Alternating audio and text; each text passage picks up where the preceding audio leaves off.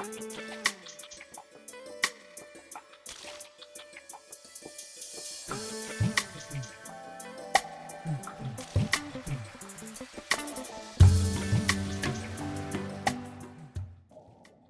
मैं अंकित मोड़, आप देख रहे हैं प्रभात खबर बिहार। आपको बता दें, अगर आपको कुछ करने की जुनून हो तो वो क्या कुछ नहीं कर सकता है। इस बीच सहरसा के जो अरबाज हैं, उन्होंने तमाम मेडल जीते हैं, इंटरनेशनल मेडल, नेशनल मेडल और स्टेट मेडल भी। तो आइए अरबाज से मिलवाते हैं आपको बिहार के, और जानते हैं कि कैसे इनकी शुरुआत हुई थी। सबसे पहले तो अरबाज जी, आपका स्वागत है।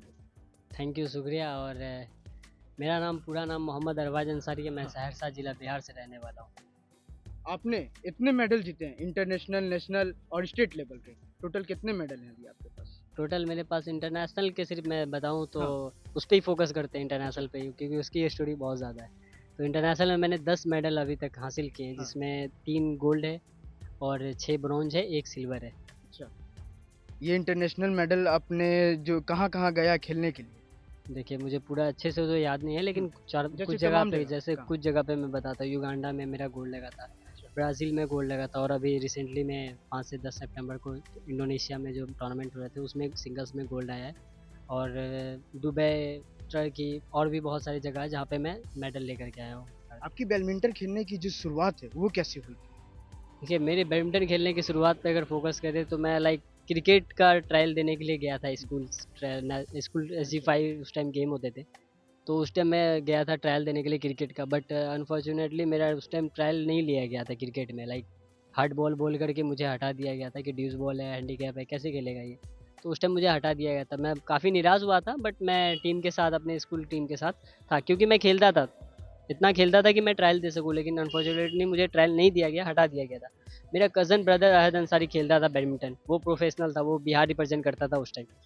तो उसने फिर स्कूल से मेरे बातचीत करवा करके उसने उसी दिन एट ए टाइम मेरा इसके लिए ये करवा दिया, फॉर्म फिल करवा दिया कि मैं एटलीस्ट बैडमिंटन का ट्रायल दे सकूँ।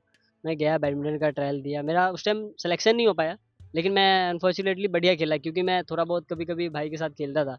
और बाकी सब भी थे। मैं जिससे हारा था वो एटलीस्ट प्रोफेशनल था, तो मुझे कुछ निराशा नहीं हुई, क्योंकि मैंने ट्रेनिंग उससे पहले कभी किया नहीं था। लेकिन मैं उससे पहले क्रिकेट खेलता था, एंड अपने भाई का मैच देखने के लिए मैं कई जगह पे चला जाया करता था। अगर वो उसका मैच शाम 4-5 बजे से होता था, तो मैं दिन के 12-1 बजे से उनके मैच के लिए बैठा रहता था कि अभी उसका मैच हो। तब आपकी मतलब कि जो खेलने की शुरुआत हुई थी, आप हैंडीकैप भी थे, उस टाइम आपको बैडमिंटन खेलने में दिक्कत नहीं आती थी?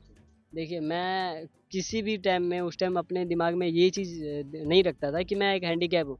जब मैं क्रिकेट खेल रहा था तब भी, और बैडमिंटन भी खेल रहा था तब भी, मेरा कभी फ़ोकस यूँ नहीं कि मैं हैंडीकैप हूँ।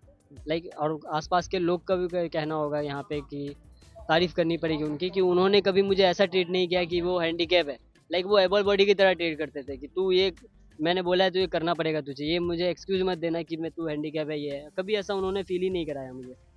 आप इंडोनेशिया गए थे खेलने के लिए, कैसा लगा था वहाँ खेल कर के? हाँ, बहुत बढ़िया लग रहा था, क्योंकि मैं इससे पहले भी कई इंटरनेशनल मैच खेल चुका हूँ। तो इस बार का कुछ ये ऐसा नहीं है कि मुझे बहुत एक्साइटेड, लेकिन मैं अगर कंट्री रिप्रेजेंट जब भी करता हूँ तो एक अलग ही एक्साइटमेंट रहती है। वो तो जुनून हुआ होगा ना, जिस टाइम आप पहली बार पूरे इंडिया को रिप्रेजेंट किए थे? मैं फर्स्ट टाइम तो इंडिया को 2017 दिसंबर यूथ गेम्स के लिए रिप्रेजेंट किया था। काफ़ी दिक्कतें का सामना करना पड़ा था उस टाइम, क्योंकि पासपोर्ट्स टाइम पे नहीं आना, पासपोर्ट के लिए फिर री अपडेट करवाना, रिन्यूअल करवाना। क्योंकि ऑलरेडी जो 18 साल से पहले मैंने बनाए थे, मैंने सब कुछ सेट किया हुआ था अपना, कि मुझे आज नहीं तो कल इंडिया खेलना है।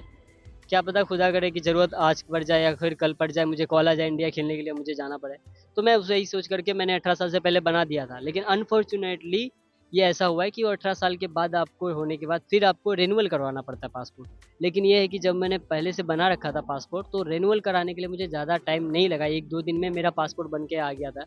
उसमें भी मैं, विनोद सिंह गुंजियाल उस टाइम DM थे हमारे डिस्ट्रिक्ट के, तो मैं जा कर के उनके पास रोने लग गया था कि सर अभी एंट्री का भेजना है, पासपोर्ट के लिए, वीज़ा के लिए भेजना है, लेकिन अभी मेरे पास मेरा पासपोर्ट नहीं है, तो मैं अभी कैसे करूँ? तो उन्होंने फिर यहाँ पटना में बात किया था अपने फ्रेंड से। उन्होंने बात करवा करके मुझे रात के ही भेज दिया उन्होंने, फिर मैं सुबह में आया। 1 दिन के अंदर मेरा काम करके अनफॉर्चुनेटली उस दिन उन्होंने भी दिया, पासपोर्ट आया मेरे पास, हाथ लगा, मैंने जल्दी से भेजा और हो गया।